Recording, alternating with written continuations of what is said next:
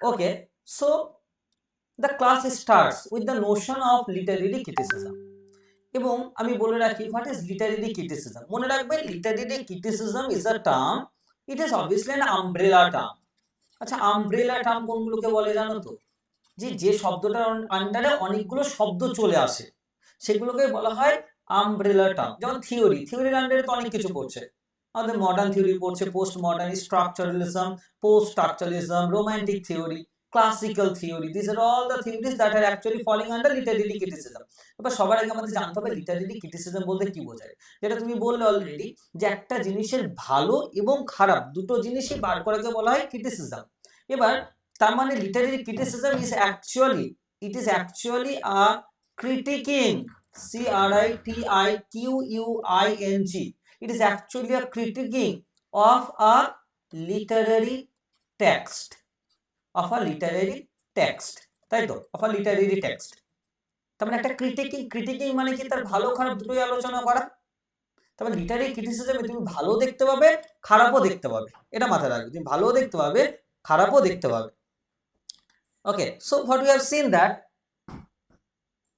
Literary criticism, এই শব্দটা আমরা মোটামুটি পাচ্ছি কোথার থেকে? তোমাদের অলরেডি পোয়েটিক্স তো রয়েছে যত সম্ভব। Okay okay, so you have already seen a lot regarding poetics. আমরা একটা জিনিস দেখব যে পোয়েটিক্সও আমরা কি দেখতে পাচ্ছি, যে অ্যারিস্টটল অলরেডি পোয়েটিক্সে কিভাবে ট্র্যাজেডি লিখতে হবে এবং মোটামুটি 26টা চ্যাপ্টারের মধ্যে দিয়ে he has taught a lot regarding the writing of tragedy, regarding the writing of drama, etc. দেখো এই টেক্সটটাতে তো এলিয়ট, যদি তুমি দেখো মেন ক্রিটিক্স কারা, আমাদের ওদিকে পড়ছে ওয়ার্ডসওয়ার্থ, আমাদের প্রথমে কে পড়ছিল? অ্যারিস্টটল, দেন প্লেটো, দেন ওয়ার্ডসওয়ার্থ, দেন কিটস, দেন আমাদের কোলরিজ, ওকে, আর্নল্ড, এবং আমাদের যে এলিয়ট, এই যতজন রয়েছে এরা কি করছে? বা আমাদের ওদিকে ফিলিপ সিডনি, ইংল্যান্ডের প্রথম একজন লিটারেরি ক্রিটিক। ওকে, এই প্রত্যেকটা writer they have tried, they have tried to critique a particular literary text। এবার খুব ভালো করে বোঝো, একটা লিটারেরি টেক্সটকে ক্রিটিকিং করা তার মানে একটা পার্টিকুলার পজিশন কোথাও হতে পারে। Suppose if you go back into the text of Wordsworth's preface to the lyrical ballads, what you have seen there? You have seen that Wordsworth is actually critiquing a particular position of classicism. That classicism, what does classicism means? Classicism means, প্রথমত দেখো literature শিখতে গেলে সবার আগে তোমাকে classicism বুঝতে হবে। Classicism বলতে কি বোঝায় বলো? The writings of ancient Greece and Rome. এবার ক্লাসিসিজম মানে সেখানে তুমি দেখবে এক্সট্রিম লেভেলের রুলস কিন্তু ছিল। এই রুলসটা মোটামুটি 1798 সাল পর্যন্ত ডমিনেট করে ক্লাসিক্যাল থিওরি। বুঝতে পারছো? 1798 সালে এসে ওয়ার্ডসওয়ার্থ একটা নতুন থিওরি আনছেন। উনি বলছেন এই রুলস এর মধ্যে দিয়ে আমরা জীবন কাটাবো না। সাপোজ তুমি 20 বছর লিটারেচার নিয়ে পড়ছো, তারপরও তুমি কবিতা লিখবে, তোমাকে কিন্তু সেই ওয়ার্ডসওয়ার্থের টেক্সট বা মানে অ্যারিস্টটলের সেই টেক্সট বার করতে হবে। তুমি একটা ট্র্যাজেডি লিখবে, তোমাকে সেই অ্যারিস্টটলের সিম্পল প্লট, কমপ্লেক্স প্লট বার করতে হবে, চ্যাপ্টার 6 এ যেতে হবে তোমাকে। Rhythm, rhyme, meter and all the essential component parts must be followed by Aristotle. অ্যারিস্টটলের যা যা ছিল সবকিছু ফলো করতে হবে। ওয়ার্ডসওয়ার্থ বলছেন এই রুলস এর বাইরে যাব। উনি preface to the lyrical ballads text আনছেন, কিন্তু preface to lyrical ballads text উনি কি করছেন? একটা পার্টিকুলার পজিশনকে তো ক্রিটিসাইজ করছে। কোন পজিশনকে? The position of classicism. The position of classicism, it is being obviously criticized or critiquing by Wordsworth. তার মানে লিটারেরি ক্রিটিসিজম যদি আমরা খুব ভালো করে দেখি, literary criticism is actually the study or it is actually an analysis, interpretation or evaluation of literature। এটা কিন্তু সবার আগে মনে রাখতে হবে, ঠিক আছে? এবার তোমাদের আমি বাড়তি কথা না বলে এবার আমি যাব হচ্ছে তোমাদের এই টেক্সটটা, এই যে টেক্সটটা তোমাদের রয়েছে দ্য মেটাফিজিক্যাল পোয়েটস, এবং after completing the class I will send you the PDF of the notes. Okay, আমরা পুরো টেক্সটার ওভারঅল অ্যানালিসিস করাবো পুরো টেক্সটার, তারপর আমরা এটার কোশ্চেন আনসার দিয়ে দেবো। ওকে, তো সবার আগে আমরা এই টেক্সটটাকে শিখবো, আমরা শিখবো। প্রথমত এই যে মেটাফিজিক্যাল পোয়েটস, ওকে, এই যে মেটাফিজিক্যাল পোয়েটস, প্রথমত মেটাফিজিক্যাল পোয়েট্রি বলতে কি বোঝায় সেটা আগে শিখে নাও। বলো তো মেটাফিজিক্যাল পোয়েট্রি বলতে কি বোঝো? বা তার আগে একটু আমি বলে দিই যে এলিয়ট সম্পর্কে বলে দিই। এলিয়ট এই লোকটা জন্মেছিল 1888 সালে and he died in 1965। উনি জন্মেছিলেন যখন, মানে সেই টাইমটা মডার্ন টাইম। হি ওয়াজ আ মডার্ন পোয়েট, মানে আমরা কি বলবো, ওরশিপার অফ মডার্নিজম বলতে পারি। এবং মনে রাখবে এই লোকটা লেখা পপুলার রাইটিংস হচ্ছে the love song of J Alfred Prufrock. মনে আছে সেই লাইনটা, let us go then you and I when the evening is spread out against the sky like a patient guitarist upon a table। বা hollow men, we are the hollow men, we are the stuffed men filled with straw। বা সেই রাপসডি night, সেই প্রত্যেকটা text, বা the cocktail party, তার ড্রামাগুলোর মধ্যে দিয়ে, বা আমরা এই বা দ্য ওয়েস্টল্যান্ড। ওকে, সো আমরা সেই প্রত্যেকটা টেক্সটের মধ্যে এলিয়টকে দেখেছি। এলিয়ট হচ্ছে এমন একজন লোক, তার ব্যাকগ্রাউন্ডও বোঝো। এলিয়ট যখন জন্মাচ্ছেন উনি দেখছেন কি 1914 সালে একটা পপুলার হিস্টোরিক্যাল ঘটনা ঘটে, কি বলতো?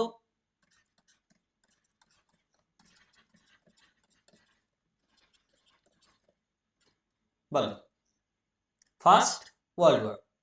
দেখো ক্লাসে চুপচাপ থাকলে হবে না, এটাকে আমাদের একটা আলোচনা চক্র করতে হবে, যেখানে মনে রাখবে as you are the ME students, you are the participants of the class, you must participate in the class. Okay, otherwise it will not be a productive class. ক্লাসটা করবে, ক্লাসের মধ্যে দিয়ে পুরো জিনিসটাকে শিখবে, প্রত্যেকটা কনসেপ্ট শিখবে, তারপরে ওভারঅল অ্যানালিসিস হবে এবং তারপর আমরা এটার কোশ্চেন আনসার দেব। এর ফলে আমরা সিলেবাসটাকে এইভাবে কভার করব, কিন্তু একটা সিঙ্গেল আইডিয়াসও যেন মিস না যায়। তাহলে 1914 কি হচ্ছে বলো?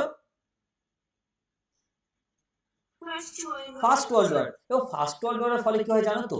ফার্স্ট ওয়ার্ল্ড ওয়ার যখন হচ্ছে, তার মানে সেই টাইমটাতে যখন ফার্স্ট ওয়ার্ল্ড ওয়ার হচ্ছে, তার মানে মানুষজন যে স্বপ্নগুলো নিয়ে বেঁচেছিল, সেই স্বপ্নগুলো কিন্তু within a moment, within a sudden moment সেই স্বপ্নগুলো হারিয়ে যায় কিন্তু। তার মানে ব্রেকিং অফ ড্রিম, যখন স্বপ্ন ভেঙে যাচ্ছে তখন জীবনে কিন্তু হতাশা চলে আসছে, ডিসঅ্যাপয়েন্টমেন্ট।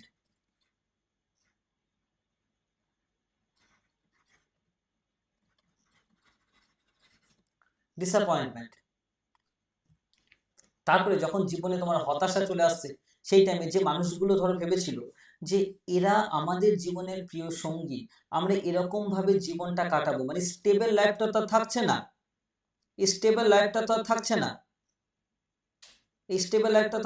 না, সুতরাং মনে রাখতে হবে এই স্টেবল লাইফ যখন থাকছে না, কেন? উইদিন আ মোমেন্ট যখন যুদ্ধে গিয়ে তার প্রিয় মানুষটা মারা যাচ্ছে, এবং তুমি যখন চারিদিকে তাকাচ্ছ এবং দেখতে পাচ্ছ শুধুমাত্র মৃত্যু পতাকা ছাড়া কিছু দেখতে পাবে না, তখন এই জায়গায় দাঁড়িয়ে কিন্তু এলিয়ট টেক্সটটা লিখছেন।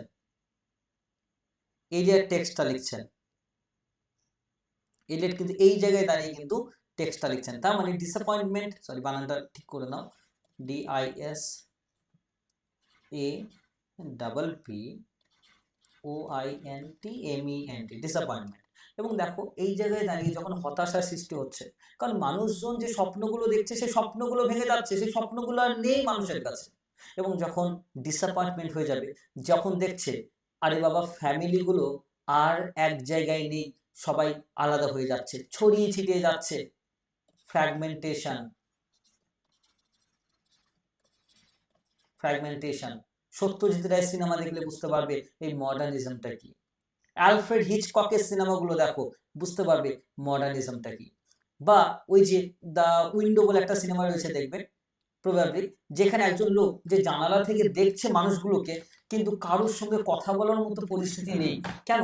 আজকে তুমি প্রচুর মানুষ হয়তো তোমার আশেপাশে দেখছো, কিন্তু মানে দেয়ার ইজ, মানে you are alone in the crowd.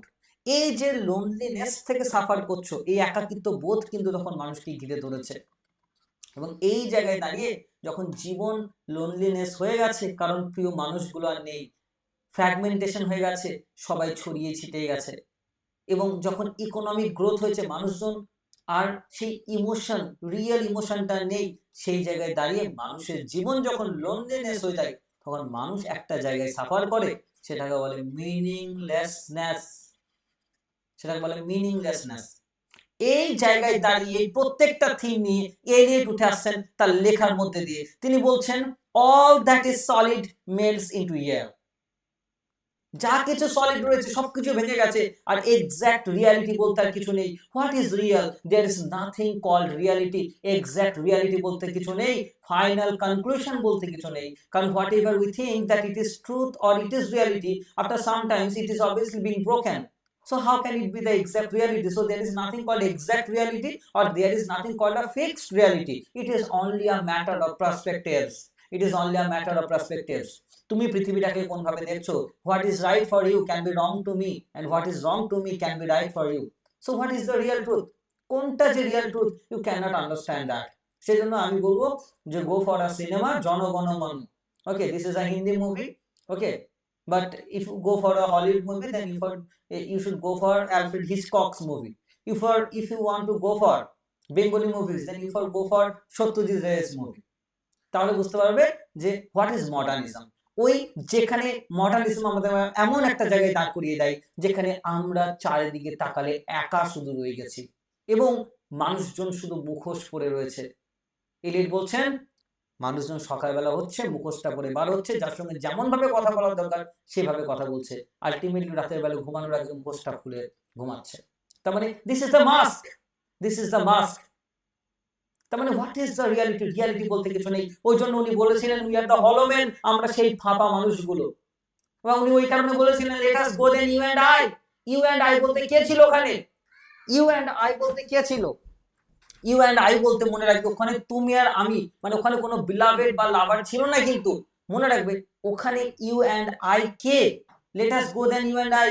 বলো, অ্যালফ্রেড প্রুফকের প্রথম লাইন ছিল let us go then you and I.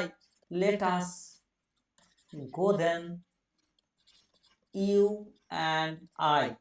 Elliott বলছেন চলো তুমি আর আমি চাই। তাহলে এখানে ইউটা কে? এখানে যদি পড়ে থাকে এরকম ভাবে যে ইউ হচ্ছে কোনো বিলাভেড, একদমই নয়, কিন্তু পোয়েমকে আমাদের ইনার সেন্স দিয়ে ব্যাখ্যা করতে হবে। Let us go then you and I বলতে এই ইউ হচ্ছে কিন্তু inner self, inner psychological self, কিন্তু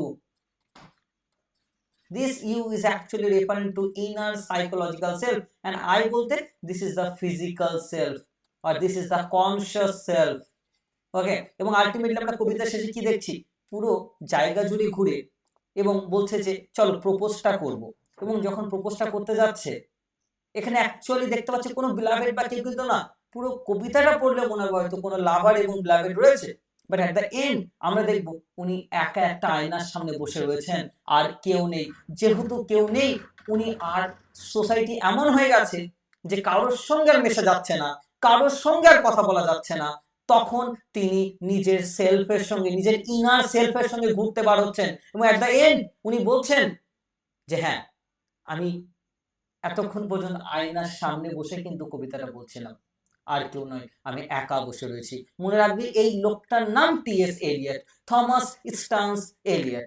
মনে রাখবে এই লোকটা এমন একজন লোক যাকে ছাড়া মডার্নিজম বোঝা সম্ভব নয়। He was influenced by Baudelaire, Dante, Rimbaud, Laforgue. Remember answer এটা লিখবে obviously, and he was also influenced by Bhagavad Gita. Okay, if you read the Westland, the last line is Shanti Shanti Shanti. Okay, so he was influenced by Baudelaire. এই নামগুলো লিখে রাখো, কারণ answer লেখার সময় এই কথাটা লিখবে। Baudelaire, Dante, okay, Rimbaud, then Laford. Okay, এই রাইটার্স গুলো দ্বারা তিনি ইনফ্লুয়েন্স ছিলেন। ওকে, এবার আমি আসছি তোমাদের যে টেক্সটটা সিলেবাসে রয়েছে। আমরা ব্যাকগ্রাউন্ড বুঝে নিলাম, এলিয়ট সম্পর্কে কোনো কনফিউশন রয়েছে কি কারো? তাহলে জিজ্ঞেস করো। আরেকটা কথা বলে দিই, একটা ইনফরমেশন, এলিয়টের প্রথম যে ভলিউম অফ পোয়েট্রি ছিল না, ফার্স্ট ভলিউম অফ পোয়েট্রি, সেটা হচ্ছে proof of and other observations, ঠিক আছে, এটা একটা পুরো বইয়ের নাম হলে সেটাকে আন্ডারলাইন করতে হয়। প্রুফওয়ার্ক অ্যান্ড আদার অবজারভেশনস, ওকে, এটা first volume of poetry of Eliot. এলিয়টের এটা ফার্স্ট ভলিউম অফ পোয়েট্রি ছিল। চলো এবার তাহলে তোমাদের টেক্সটে যাব। কোন অসুবিধা রয়েছে কারো? আমরা ক্রিটিসিজমকে বুঝলাম যে একটা পার্টিকুলার পজিশনকে ক্রিটিসাইজ করা, মানে এটা ভালো বা খারাপ দুটো দিকে বার করা। বা এবং ক্রিটিসিজমে কারা popular? Aristotle, Plato, Wordsworth, Keats, Coleridge, Arnold এবং এলিয়ট, এরা।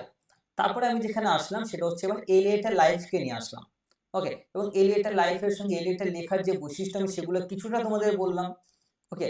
এবং এবার আমি যাব তোমাদের the text, that is the metaphysical poets,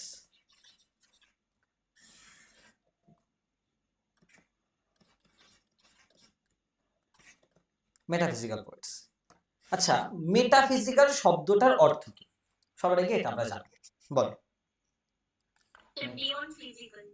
beyond physical, বেশ। এবার বিয়ন্ড ফিজিক্যাল বলতে কি বোঝায় সেটা আমাদের জানতে হবে। বিয়ন্ড ফিজিক্যাল বলতে কি বোঝায় সেটা আমাদের জানতে হবে।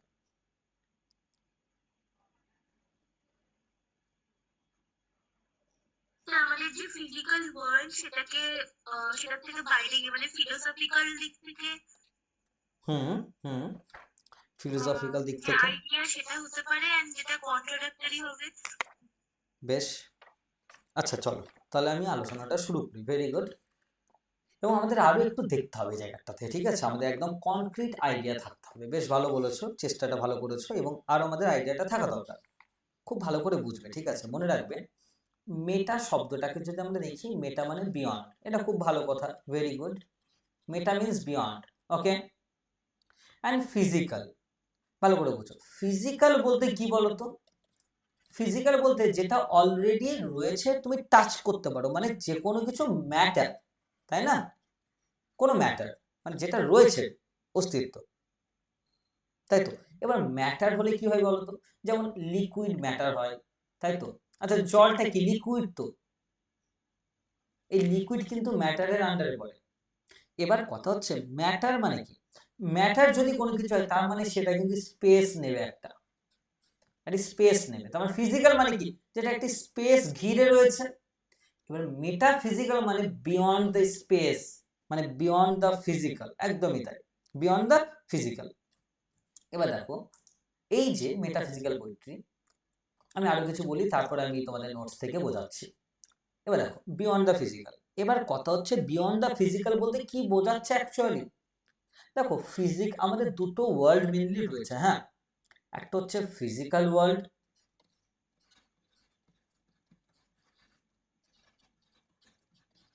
আর একটা হচ্ছে স্পিরিচুয়াল ওয়ার্ল্ড,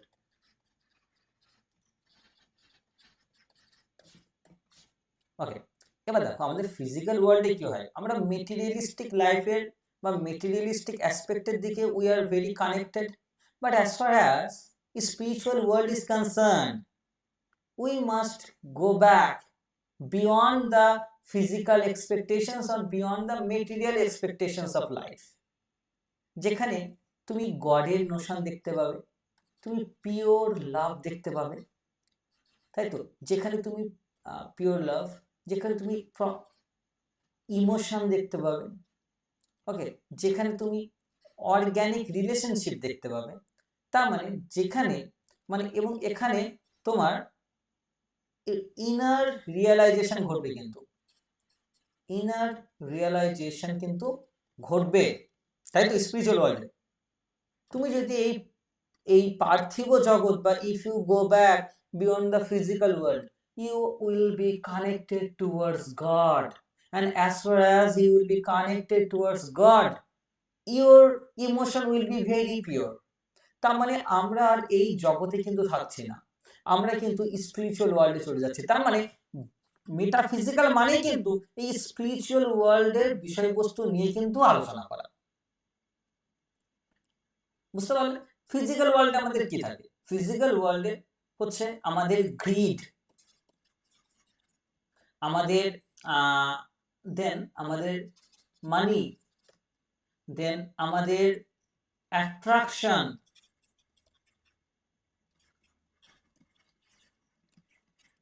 ওকে, আমাদের কন্টিনিউয়াস ইন্টারেস্ট, কন্টিনিউয়াসলি একটা চাহিদা সৃষ্টি হচ্ছে আমাদের মধ্যে। এবার এই কন্টিনিউয়াসলি চাহিদাটা যদিও আমাদের ক্যাপিটালিস্টরা তৈরি করে, আর যখন পোস্ট মডার্ন বোঝাবো তখন বোঝাবো। তার মানে মেটাফিজিক্যাল মানে বিয়ন্ড দ্য ফিজিক্যাল ওয়ার্ল্ড। তার মানে এই মেটাফিজিক্যাল কথাটা হচ্ছে যেখানে আর রিয়েল লাইফ বা এই ফিজিক্যাল ওয়ার্ল্ডের বিষয়বস্তু নিয়ে আর আলোচনা হবে না, যেখানে তুমি স্পিরিচুয়াল ওয়ার্ল্ডের আইডিয়াস গুলো খুঁজে পাবে। এতটুকু ক্লিয়ার হয়েছে মেটাফিজিক্যাল ওয়ার্ল্ড নিয়ে? এতটুকু ওকে। এবার আমি যাব এই মেটাফিজিক্যালের একটা হিস্ট্রি রয়েছে। হ্যাঁ, প্রথম কথা শোনো, মেটাফিজিক্যাল পোয়েটস যেটা এলিয়েট লিখছেন না, 1921 সালে লিখছেন। This text was published in 1921। ওকে, এবার এই শব্দটা, মেটাফিজিক্যাল শব্দটা প্রথম কে বলেছিলেন? মেটাফিজিক্যাল শব্দটা প্রথম কে বলেছিলেন এটা বলতে পারবে? Who coined the term metaphysical?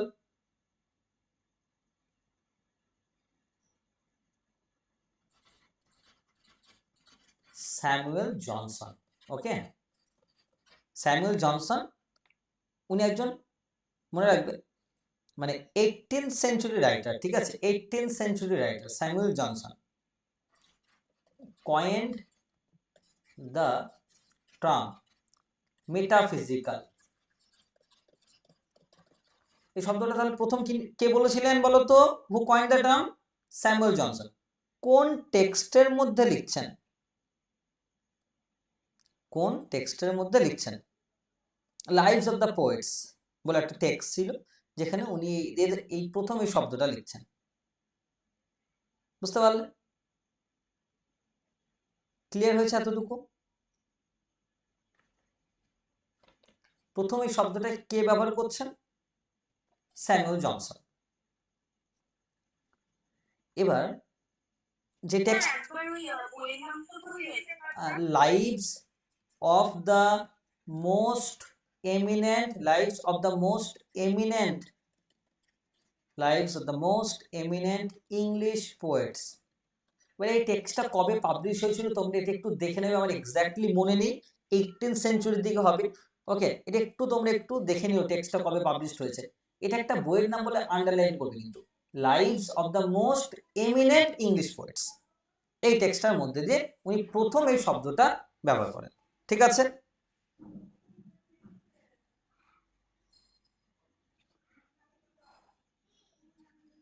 Okay, clear এতদূর? ওকে, এবার আমরা আসবো এলিয়েট। এবার এলিয়েট কোথা থেকে আসলেন এই কনসেপ্টে? দেখো, এই লোকগুলোকে যখন, মানে lives of the most eminent English poets, এখানে কিন্তু উনি ওই ডানদের নিয়ে লিখছেন, জন ডান, তারপরে ক্রশ, ওকে, তারপর হচ্ছে মার্ভেল, এদেরকে নিয়ে লিখছে। এবার দেখো এই লোকগুলো তো, এই লোকগুলো কিন্তু তখনও পপুলার হয়নি। মানে এই লোকগুলো কোন টাইমে লিখছে? 16th সেঞ্চুরিতে লিখছে। আচ্ছা, 16th সেঞ্চুরি মানে কত সাল থেকে কত সাল বলো তো? 1500 থেকে কিন্তু 1599 সালকে বলা হয় 16th সেঞ্চুরি। ওকে, এবার 1500 থেকে 1599 সাল সময়টাকে বলে 16th সেঞ্চুরি। 17th সেঞ্চুরি কাকে বলে? 1600 থেকে 1699। এবার কথা হচ্ছে এই ডানরা লিখছেন কোন টাইমে? 16th সেঞ্চুরিতে কিন্তু, বা 17th সেঞ্চুরিতে গিয়ে লিখছে।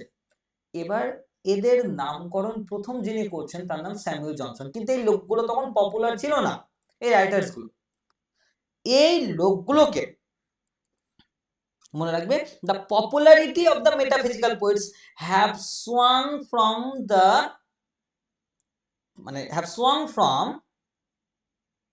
Johnson, but it gets its utmost popularity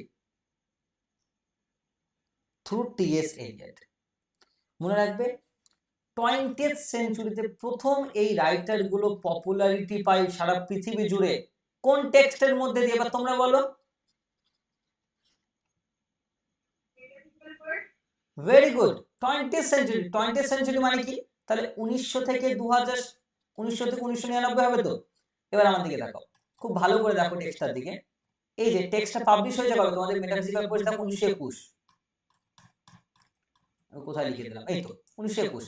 তার মানে দেখো খুব ভালো করে দেখো, 1921 সালে প্রথম, মানে in 20th century, specially in 29, কোন টেক্সটের মধ্যে দিয়ে the metaphysical poets got the popularity through T.S. Eliot, through the book The Metaphysical Poets in 1921। 1921 সালে প্রথম এই লেখকগুলো সারা পৃথিবী জুড়ে পপুলারিটি পাচ্ছেন।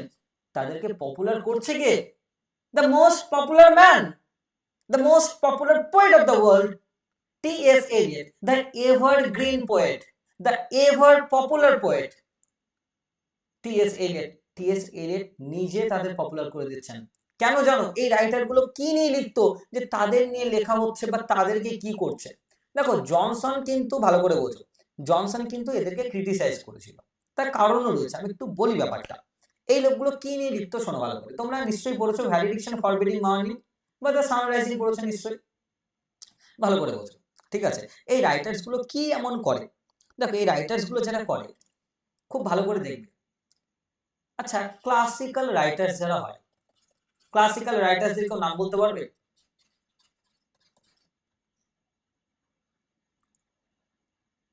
বলো।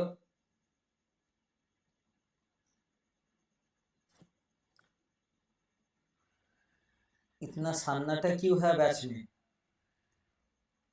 If you become too much quiet in the class, then it will be very boring. Okay? Classical writers নিয়ে কি তোমরা বলতে পারবে যে কারা ক্লাসিক্যাল রাইটার্স ছিল? ভেরি গুড, মনে রাখবে ক্লাসিসিজম বলা হয় মানে অ্যানশিয়েন্ট, প্রাচীন গ্রিক আর রোমকে, তাই না? গ্রিক যুগের কোন কোন লেখক ছিল শুনে নাও। আমি কেন ক্লাসিক্যালে যাচ্ছি সেটা কারণ রয়েছে।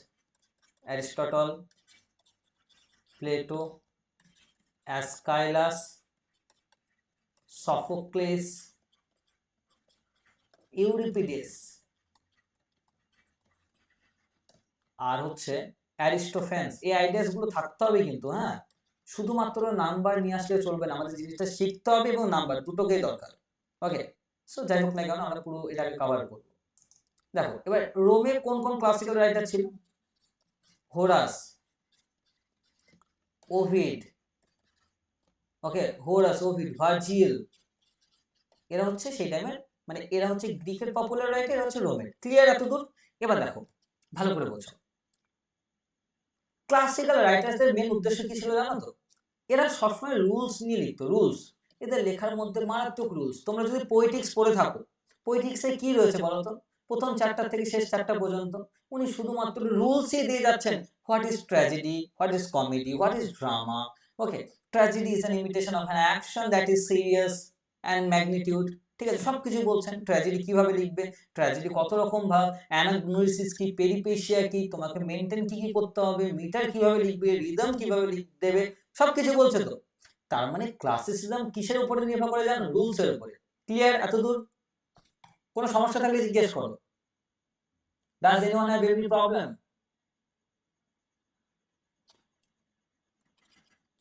No, sir. Okay, so rules.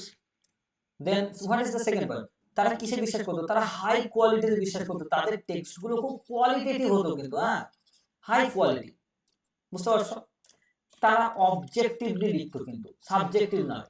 Objective মানে কি বলতো? লেখক টেক্সটের যা মনে ইচ্ছা আসলো তাই বললো তা না। ওয়ার্ডসওয়ার্থ যেমন যা ফিল করছে সেটা লিখছে। ওয়ার্ডসওয়ার্থের কবিতা সাবজেক্টিভ, কিন্তু ক্লাসিক্যাল কবিদের যে টেক্সট সেগুলো সব অবজেক্টিভ। তার মানে এই যে রুলস রেগুলেশন রয়েছে, তার মানে সহজ কথা যদি আমরা বলি, ক্লাসিক্যাল রাইটার্সরা কিসের উপর জোর দেয় জানো? লজিক। তারা যদি লজিক্যাল হয় কোনো কথা, তবেই তারা সেরকম জিনিস লিখবে, না হলে লিখবে না। ক্লিয়ার এতদূর? যদি তুমি এই ঘটনাটা ঘটে কত সাল পর্যন্ত? 1798 সাল পর্যন্ত, যতদিন Wordsworth preface to the lyrical works না লিখছেন। কিন্তু তুমি যদি এই রোমান্টিকদের, তার মানে যদি আমরা দেখি ক্লাসিক্যালদের, এরা লিখছে হচ্ছে লজিক নিয়ে।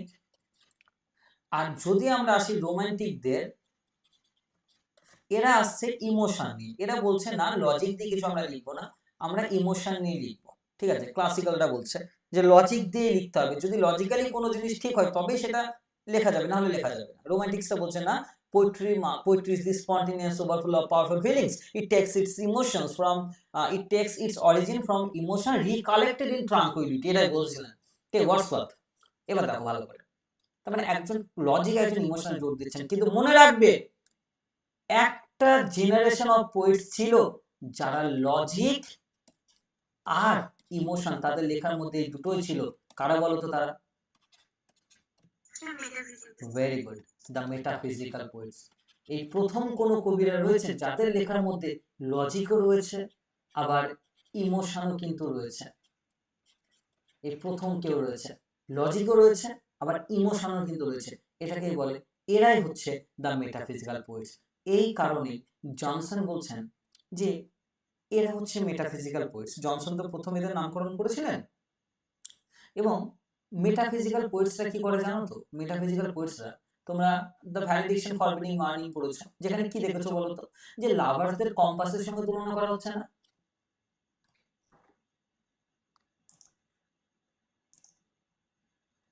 অলিভিয়া, অনামিকা, বৈশাখী, গৌরী, সম্পূর্ণা,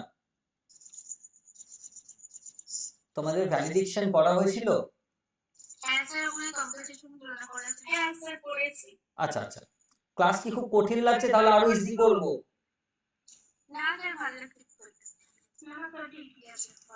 ওকে, এবার দেখো ক্লাসিক্যালসরা কি বলছে লজিক নিয়ে, রোমান্টিক্সরা ইমোশন নিয়ে বলছে, এরা এসে মাঝখানে লজিক ইমোশন দুটো নিয়ে নিচ্ছে। এবার লাভার মানে এরা কি লেখা, একটা এক্সাম্পল, এরা বলছে যে যে লাভারের সঙ্গে কম্পাসের তুলনা করছে। কম্পাস দেখবে, কম্পাস তো ঠিক এই যে এই দুটো দিক থাকে কম্পাসের। এবার যতই তুমি এই দিকটা ঘোরাও না কেন, এটাকে এতদূর পর্যন্ত নিয়ে আসো না কেন, এটা কিন্তু এর সেন্টারটা কিন্তু একই থাকে, তাই না? তো বলছে এই লাভার হচ্ছে কম্পাসের মতো, তুমি যত দূরেই যাক না কেন এর সেন্টারটা কিন্তু এখানেই থাকে। তাহলে তুলনাটা কার সঙ্গে হচ্ছে? দুজন লাভারের সঙ্গে কম্পাসের, যেটা কেউ কোনোদিন ভাবতে পারে না। ভালো করে বোঝো, এই যে এই তুলনাটা একমাত্র মেটাফিজিক্যাল পোয়েটসরাই করতে পারে। তাই এদের এই তুলনাটাকে বলা হয় কনসিট। কি বলে? কনসিট। কি বলা হয়? কনসিট বলা হয়। এদের এই তুলনাটাকে বলা হয় কনসিট। কনসিট মানে কি? এ কম্প্যারিজন, একটা তুলনা, লিখে নেবে সব খাতায়। A comparison that we do not experience in our, হাতের লেখাটা একটু বুঝে নেবে, okay? It is extremely bad. A comparison that we do not experience in our day-to-day life. এমন একটা তুলনা যেগুলো আমরা আমাদের ডে টু ডে লাইফে দেখতে পাই না। খুব ভালো করে বুঝো। সুতরাং এই রাইটার্সদের নিয়ে প্রথম স্যামুয়েল জনসন বলছেন এদের মধ্যে লজিক ইমোশন দুটো রয়েছে, ঠিক আছে, এই জায়গার দিক থেকে তো এরা আলাদা, কিন্তু এদের মধ্যে এরা না খুব জোর করে একটা তুলনা টেনে দেয়, খুব জোর করে একটা তুলনা টেনে দেয়, কম্পারিজনটা খুব জোর করে টেনে আনে এরা। বুঝতে পারলে? এরা বলছে কথা। কিন্তু এলিয়েট বলেন এরা প্রথম কোন রাইটার যাদের মধ্যে এই দুটি ইমোশন রয়েছে, এলিয়েট এদেরকে পপুলার করেন। কোন টেক্সটের মধ্যে দিয়ে? দ্য মেটাফিজিক্যাল পোয়েটসের মধ্যে দিয়ে। ওকে, এটাই হচ্ছে তোমাদের এই টেক্সটের ব্যাকগ্রাউন্ড, দ্য মেটাফিজিক্যাল পোয়েটসের। আমি এতক্ষণ যা যা বললাম খুব শর্টে বললাম, যতটুকু শর্টে করা যায়, কারণ এর থেকে শর্টে বললে তোমরা জিনিসটা শিখবেও না, এখান থেকে লিখতেও পারবে না। দেখো যদি 10টা টেক্সট থাকে, ঠিক আছে, বলো।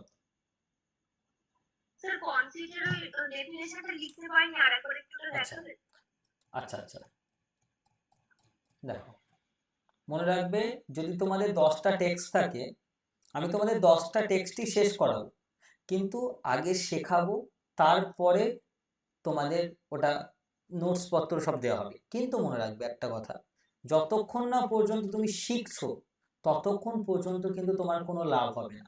আমি যদি 10টার মধ্যে 6টা টেক্সটও পড়াই, it is my promise to all of you, বাকি 4টা টেক্সট তোমরা নিজেরাই পড়তে পারবে, ইউ উইল বি ক্যাপাবল। কিন্তু পুরো টেক্সটগুলো সবই আমি পড়িয়ে দেবো যতদূর আমার সম্ভব, এ টু জেড পুরোটা আমি নিজেই কমপ্লিট করাবো। কিন্তু এমনভাবেই কমপ্লিট হবে যে যে কোনো কোয়েশ্চেন আসুক না কেন সেই কোয়েশ্চেন্স যাই আসুক না কেন, হোয়াট এভার দ্য কোয়েশ্চেন্স মে কাম, তোমরা আনসার করতে পারবে। কিন্তু শুধু পরীক্ষায় আনসার লেখাটা ইজি ব্যাপার, ওটা খুব একটা ব্যাপার না। ব্যাপারটা হচ্ছে তোমরা কতটা শিখলে, তোমরা কতটা মনে রাখতে পারলে, কতটা বুঝলে। যতটা ভালো হৃদয়ের সঙ্গে সংস্পর্শ ঘটাতে পারবে, আত্ম উপলব্ধি করাতে পারবে, তত বেশি মনে থাকবে তোমার। বুঝতে পারলে? তত বেশি মনে থাকবে তোমার। আমি এই এডিটের লাইন্স গুলো বললাম, এগুলো আমি লাস্ট পড়িয়েছি ওই সম্পূর্ণদের ওই গ্র্যাজুয়েশনের ব্যাচে। কিন্তু এগুলো তোমার হার্ট, একদম হৃদয় স্পর্শী হওয়া উচিত। অটোমেটিক্যালি তোমার বেশি দিন এগুলো মনে থাকবে। ওকে, এই হচ্ছে পুরো ব্যাকগ্রাউন্ড। ওকে, কিসের? The metaphysical question background. এবার দেখো তোমাদের আমি এই নোটসটা দিয়ে দেবো। এই নোটসে দেখো সব লেখা রয়েছে। What is metaphysical poets?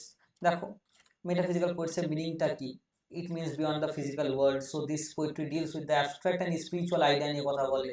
ঠিক আছে, মেজর রাইটার্স কারা কারা? মেটাফিজিক্যাল পোয়েটস এর মেজর রাইটার কারা কারা?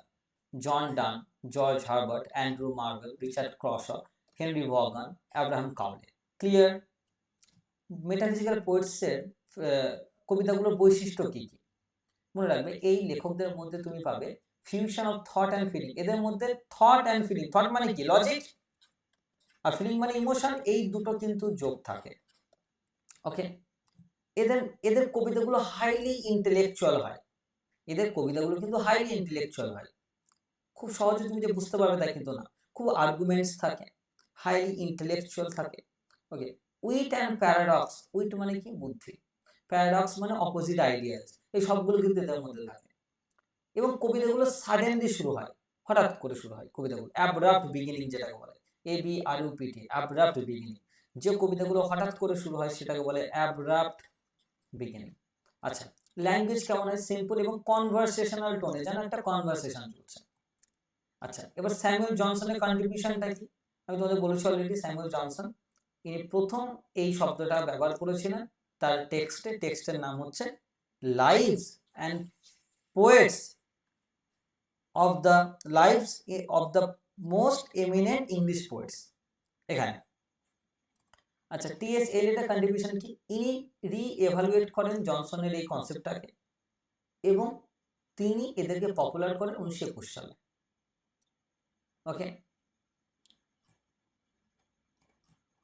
আচ্ছা, এবার তোমাদের যে টেক্সটটা শুরু হচ্ছে দ্য মেটাফিজিক্যাল পোয়েটস, সেটা পুরো অ্যানালিসিস আমি করাবো। দেখো লাইন বাই লাইন পড়ানো সম্ভব নয়, কিন্তু আমি অ্যানালিসিস পড়াবো, ওখান থেকে তোমাদের পুরো টেক্সটটা ক্লিয়ার হয়ে যাবে। ওকে, আবার যে লাইনগুলো খুব ইম্পর্টেন্ট সেগুলোর আমি লাইন বাই লাইনও পড়াবো। তার আগে আমি আরেকটা বলে রাখি, এই যে এটা এখানে পুরো লেখা রয়েছে history of the metaphysical poetry. এর হিস্ট্রি কি কি রয়েছে। ওকে, মিনিং অফ দ্য মেটাফিজিক্যাল, এর মিনিংটা কি, ডেফিনেশনটা কি, মেটাফিজিক্যাল পোয়েট্রি ডেফিনেশন কি, দেখো এখানে আমি লিখে রেখেছি। ওকে, মনে রাখবে স্যামুয়েল জনসন কি বলেছিল। হ্যাঁ, মেটাফিজিক্যাল পোয়েট্রির মধ্যে, মেটাফিজিক্যাল পোয়েট্রি কি? যেখানে একটা কনসেপ্ট থাকে, মেটাফিজিক্যাল কনসেপ্ট মানে একটা তুলনা, যে তুলনাটা জোর করে করা হয়, তাই না? উনি বলছেন, জনসন বলেছেন, the most heterogeneous ideas. Heterogeneous মানে কি? দুটো অপোজিট আইডিয়া, যেমন লাভার আর কম্পাস, দুটো পুরোপুরি আলাদা আইডিয়া, কিন্তু আর ইয়াক্ট এক জায়গায় করা হয় বাই ভায়োলেন্স টুগেদার, খুব জোর করে। জনসন বলছেন এরা এমন রাইটার যেটা খুব জোর করে আইডিয়াগুলোকে এক জায়গায় নিয়ে আসে, খুব জোর করে দুটো অপোজিট আইডিয়াকে খুব জোর করে এরা এক জায়গায় নিয়ে আসে জনসন। কিন্তু জনসনের এই সমস্ত আইডিয়াস ভাঙবেন কে? এলিয়ট বলবেন অবভিয়াসলি, তারা দুটো অপোজিট আইডিয়াকে আনছে, কিন্তু জনসন যেমন এদেরকে ক্রিটিসাইজ করছেন, এলিয়ট এদেরকে অ্যাপ্রিশিয়েট করবে। ওকে, দেখো ফিচার্স কি কি রয়েছে আমি সব লিখে দিয়েছি এখানে। ওকে, যে দেখো এদের মধ্যে তুমি মেটাফিজিক্যাল কনসেপ্ট পাবে, হাই ইন্টেলেক্ট পাবে। ওকে, এদের মধ্যে তুমি কার্পে ডিয়ামের নোশন পাবে। কার্পে ডিয়াম বলতে কি বোঝায় বলো তো? Can anyone discuss about it? Seize the moment. Yes. মোমেন্টে বাঁচার। Very good, very good. মোমেন্টে বাঁচার, যেমন প্রত্যেকটা মোমেন্টে বাঁচতে হবে। কিন্তু এটার উপরে একটা সিনেমা রয়েছে, ডেড পোয়েটস সোসাইটি বলে একটা সিনেমা রয়েছে। হ্যাঁ, ডেড পোয়েটস সোসাইটি, ওখানে এই কার্পে ডিয়ামের নোশনটা খুব ভালো করে বুঝবে। যাই হোক না কেন, আচ্ছা, মেটাফরের ইউজ দেখবে, কনসেপ্ট পান এগুলো দেখবে। লাভ, রিলিজিয়ান, স্পিরিচুয়ালিটি এদের মেন থিম। অরিজিনালিটি, এদের মধ্যে কিন্তু অরিজিনালিটি তুমি পাবে। প্লেটোনিক লাভটা তুমি পাবে। প্লেটোনিক লাভ বলতে কি জানো? প্লেটোনিক লাভ এই শব্দটা কোথা থেকে এসেছে? প্লেটো থেকে। প্লেটো কিন্তু একটা আইডিয়াল ওয়ার্ল্ডে বিলিভ করতেন। ওকে, এবার প্লেটোনিক লাভ মানে যে লাভটা, মানে the love that does not belong to any physicality, it actually talks about the inner emotions of love, এটাকে বলা হয় প্লেটোনিক লাভ। আচ্ছা, কনসিট কি লিখে দিয়েছি, মেটাফিজিক্যাল কনসিট কি সব বলে দিয়েছি এখানে। কনসিট মানে কি? এই যে এই শকিং কম্পারিজন, দুটো অপোজিট আইডিয়ার মধ্যে তুলনা। ওকে, মেটাফিজিক্যাল কনসিট কি? ওই একই ব্যাপার, কনসিট আর মেটাফিজিক্যাল মানে একই ব্যাপার। মেটাফিজিক্যাল কনসিট আর কনসিট একই কনসেপ্ট। ওকে, মেটাফিজিক্যাল পোয়েটস কারা কারা ছিলেন আমি লিখে দিয়েছি। এবং এখানে খুব ইম্পর্টেন্ট একটা কনসেপ্ট রয়েছে তোমাদের, ডিসোসিয়েশন অফ সেন্সিবিলিটি আর অ্যাসোসিয়েশন অফ সেন্সিবিলিটি। বলো তো এটা বলতে পারবে?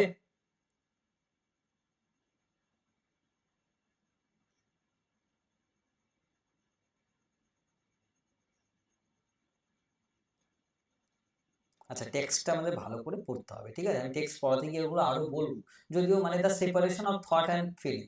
দেখো, ক্লাসিক্যালদের মধ্যে ইন্টেলেক্ট ছিল কিন্তু ইমোশন ছিল না, তাহলে separation of thought and feeling. কারো থট রয়েছে, কারো ফিলিং নেই। দেখো, রোমান্টিক্সদের মধ্যে ফিলিং রয়েছে কিন্তু থট নেই। এই যে সেপারেশন, এই যে ডিসোসিয়েশন অফ সেন্সিবিলিটি, পরে বোঝাবো আর এগুলো। অ্যাসোসিয়েশন অফ সেন্সিবিলিটি, একমাত্র মেটাফিজিক্যাল পরিস্থিতির মধ্যে ইমোশন আর ইন্টেলেক্ট দুটোর অ্যাসোসিয়েশন ঘটেছিল, এটা বলে অ্যাসোসিয়েশন অফ সেন্সিবিলিটি। ওকে, আচ্ছা, অ্যানালিসিস অফ দ্য এসে। তোমাদের যে টেক্সটটা রয়েছে, মানে মেটাফিজিক্যাল পোয়েটস যে টেক্সটটা রয়েছে, সেই টেক্সটটা পুরো অ্যানালিসিস এখানে রয়েছে, এ টু জেড তোমাদের আমি করাবো পুরো। এবং মনে রাখবে, line by line, most important প্রথম যে লাইনগুলো রয়েছে সেগুলো তোমাদের করানো হবে। প্রথম যে লাইনগুলো রয়েছে সেগুলো কিন্তু তোমাদের করানো হবে। ওয়েট, আচ্ছা, দেখতে পাচ্ছ? দেখতে পাচ্ছ? আচ্ছা, চলো প্রথম কিছু লাইন আমি লাইন বাই লাইন একটু পড়িয়ে দিই, তারপর আমি ডিটেল অ্যানালিসিসে যাব। ওকে, তারপর আমি ডিটেল অ্যানালিসিসে যাব। দেখো, যেটা বলছে, the metaphysical poets by T S. Eliot. Okay, দেখো এই টেক্সটে একটু ব্যাকগ্রাউন্ড আছে শুরু করতে গেলে। একটা ব্যাকগ্রাউন্ডটা কি? এই যে গ্রিসন, এই যে গ্রিসন, ইনি একজন স্কটিশ প্রফেসর, হ্যাঁ, এবং editor of the 17th century English poetry. ওই 17th সেঞ্চুরি ইংলিশ পোয়েট্রির উনি একজন এডিটর এবং উনি একজন স্কটিশ প্রফেসর, এটা মাথায় রাখবে। এবার দেখো এই লোকটা কি করেছে, he prepared an anthology of poems.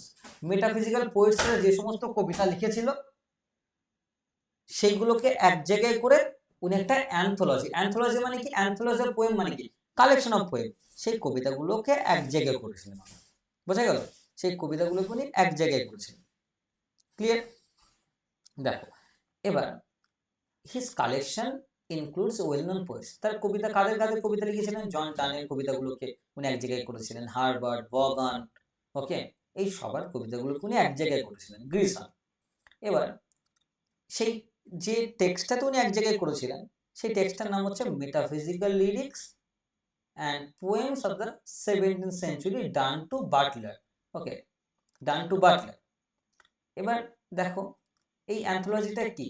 It is a selected collection of poems from metaphysical poets. Metaphysical পোয়েটসদের কবিতাগুলো উনি এক জায়গায় লিখেছিলেন।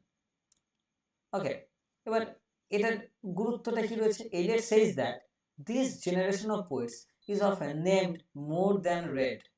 এলিয়ট কি বলছে?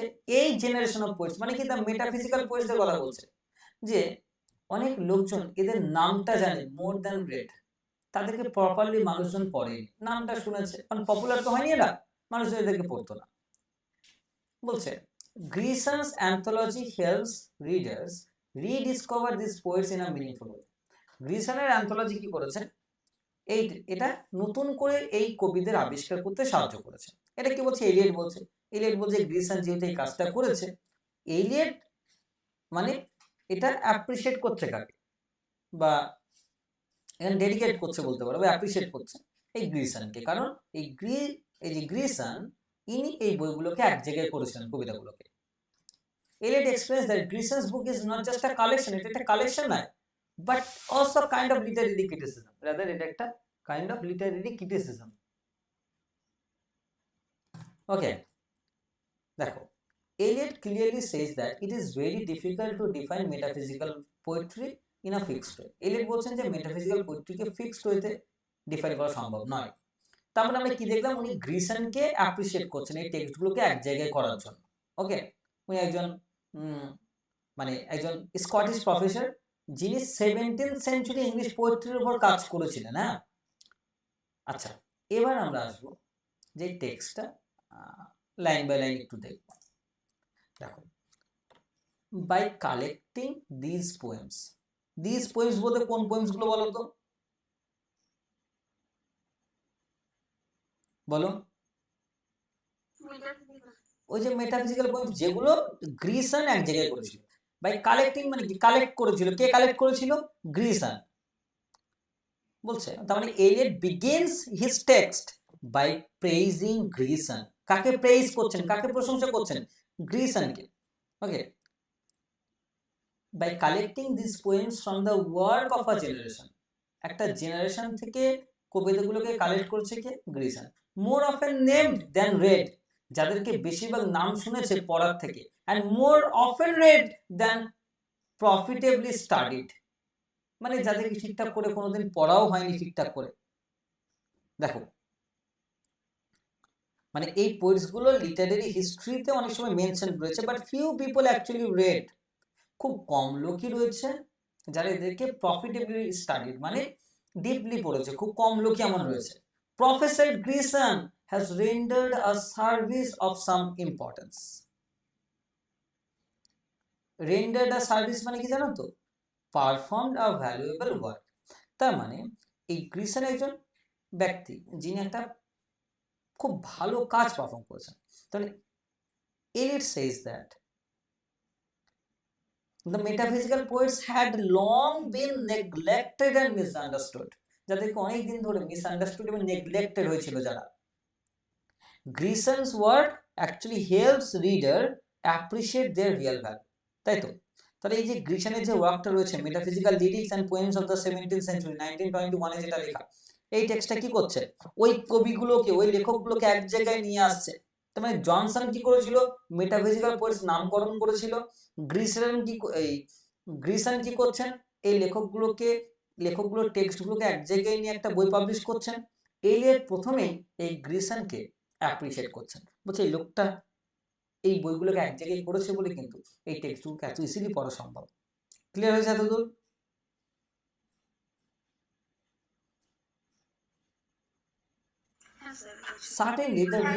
Certainly the reader will meet with many poems already preserved in other anthologies. আরো অনেক কবিতা রয়েছে যেগুলো অন্য কালেকশনে রয়েছে, সেটা হয়তো গ্রিসনের মধ্যে নেই কিন্তু অন্য কালেকশনে রয়েছে। At the same time that he discovers poems as those of Aurelian Townshend or Lord Herbert of Cherbury here included. মানে কি বলতে যাচ্ছে?